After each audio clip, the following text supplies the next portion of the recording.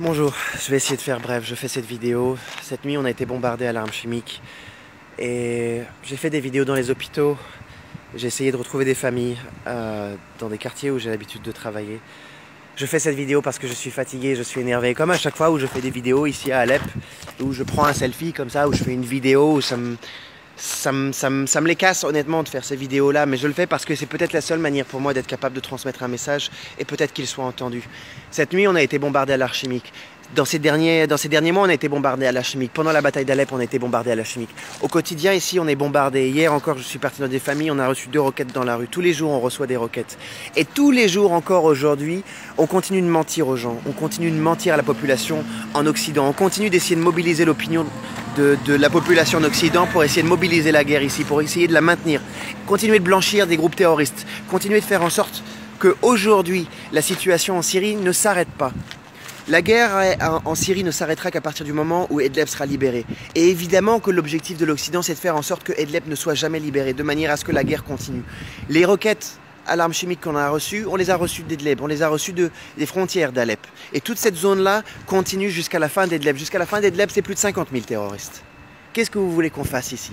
Les gens vont crever la gueule ouverte, comme au quotidien. Aujourd'hui, la situation commence à s'accélérer. Pourquoi? Parce que l'armée, évidemment, va avancer sur Idlib. Pourquoi? Parce qu'évidemment, personne ne veut qu'Idlib soit libéré, à part les Syriens. Je fais cette vidéo, je sais jamais trop comment parler. Encore une fois, je m'en excuse, je suis un peu énervé, mais c'est le moment où j'arrive à partager finalement le mieux ce que je ressens, et après chacun en fera ce qu'il en veut. Mais la réalité, c'est que dans les mois qui viennent, la situation va s'accélérer. L'Occident va monter un nuage de propagande sur la situation en Syrie.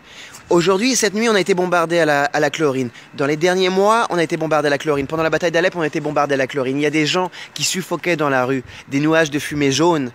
Les rapports des Nations Unies mentent grossièrement en disant « Nous n'avons jamais eu aucune information qui puisse prouver que les terroristes disposent de l'arme chimique. » Mais évidemment, j'ai pris des photos à la libération dans les quartiers terroristes. Des sacs entiers de chlorine venant directement d'Arabie Saoudite. Personne n'a été les mettre là. Personne n'a été les mettre là. On recevait des bombes à la chlorine, on recevait des mortiers à la chlorine. Si le quart de ce qui est arrivé cette nuit était arrivé à Idlib en zone terroriste, ce seraient toutes les couvertures de magazines, les unes de journaux, le monde entier pleurerait ce qui est arrivé. Le problème, c'est que l'on vous ment. On vous ment. Les terroristes utilisent ces armes chimiques contre la population. Ils utilisent les armes chimiques contre la population à Idlib.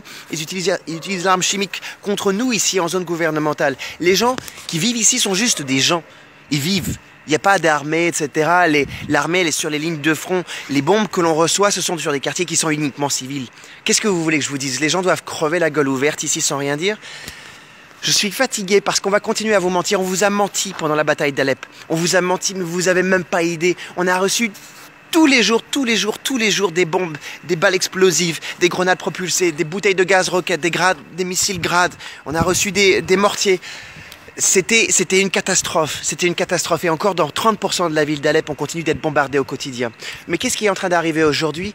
On est face à la guerre. Pendant la guerre d'Alep, pendant la bataille d'Alep, toutes les couvertures de magazines, le monde entier parlait d'Alep. Quand la guerre a été terminée à Alep, quand la ville a été libérée, on a effacé la Syrie. On a effacé la Syrie et les médias ne parlent de la Syrie que lorsque c'est dans leur intérêt d'arriver à propager plus la guerre. Peut-être que je m'exprime mal, peut-être que c'est pas clair, mais j'essaye de parler en une traite et de pas... Et je suis désolé. Il y a des gens que je connais qui sont blessés, il y a des endroits dans lesquels je vais pour travailler avec des familles et j'ai peur évidemment, et les gens qui sont autour de moi ont peur. Qu'est-ce qu'on doit faire?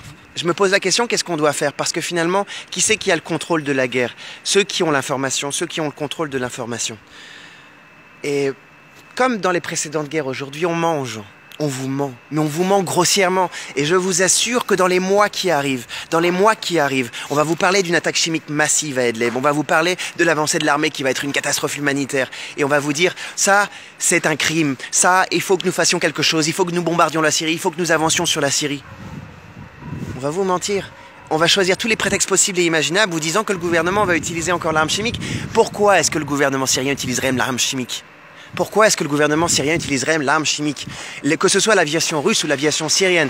De 1, aujourd'hui, la guerre elle est presque terminée. Okay, ils savent que s'ils utilisent l'arme chimique, évidemment, ce serait catastrophique. De 2, pourquoi est-ce qu'ils utiliseraient l'arme chimique quand ils ont des bombes massives qui peuvent tuer 1000 fois plus qu'une vulgaire arme chimique lancée dans une grenade depuis un hélicoptère? Qu'est-ce que vous croyez? La chlorine est utilisée par les terroristes. Les terroristes tuent des gens pour manipuler l'opinion, pour utiliser l'opinion. Et en partenariat avec des groupes de personnes, influenceurs et lobbyistes dans certains gouvernements, qui utilisent ces actions et peut-être les préméditent pour faire en sorte de manipuler un agenda politique et militaire sur la Syrie. Vous croyez ce que vous voulez, je ne suis pas là pour vous dire ce qui est vrai, ce qui est faux, et je répéterai ça à chaque fois que je ferai une vidéo ou n'importe quoi. Mais ce que je vous raconte aujourd'hui, c'est ce que l'on vit. Les gens sont en train de crever. Et ce qui va arriver dans les mois qui viennent va être catastrophique. À partir du moment où l'armée va avancer, ça va être terrible ici. Ça va être terrible. Et voilà, je fais juste cette vidéo, vous en faites ce que vous voulez, mais voilà. Des gens, des enfants, des familles entières qui suffoquent, toujours pour les mêmes raisons.